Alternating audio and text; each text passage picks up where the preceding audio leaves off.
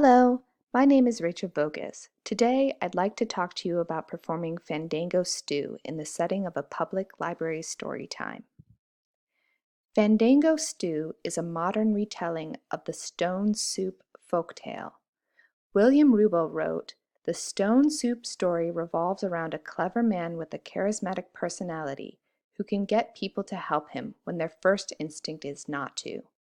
Fandango Stew holds true to this story, with an abuelo and his nieto arriving in town with only one bean to their name. My participatory story time has three major elements: a refrain, a felt storyboard, and a dance party. Here you see the refrain of the book. "Chili's so good, so is barbecue, but nothing's finer than Fandango Stew." Each time this refrain appears in the book, I would say it and then invite participants to shout it out with me. Throughout the story, different townspeople add different elements to the soup. As new ingredients get added, I would invite participants to add them to the felt board. So we would be building our stew along with the story. You can see the felt board I made here and a few of the elements that go into the stew during the story. Each addition is an opportunity to shout the refrain of the book.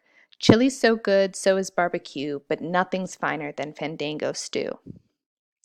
To conclude this book, I would hand out flashlights, dim the lights in the room, and play songs and games from Latin America. I would invite participants to join me in a flashlight dance party. This is an opportunity to act out the party that the townspeople hold in the book.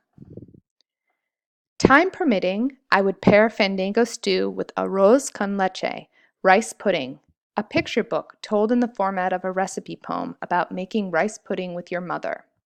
In addition, for free playtime, I would pull the cooking-themed toy bin from the Jefferson-Madison Regional Library collection for some imaginary cooking play during free time. Creating this program from scratch would cost about $80. $60 would go to the construction of the felt board and $20 for the flashlights and batteries. The remaining materials, the books and the music, are all part of Jefferson-Madison Regional Library's collection. Although $80 is a lot for one program, I believe a new felt board with soup and vegetable pieces and the flashlights could be used for multiple different story times. To summarize, and like Vardel's 2014 plan for performing Beautiful Blackbird, my performance plan for Fandango Stew includes creating a chorus around the book's refrain, building out the story visually with a felt board, and acting out the party within the story through a flashlight dance party. Thanks so much for taking the time to view my presentation. I hope you enjoy Fandango Stew as much as I did.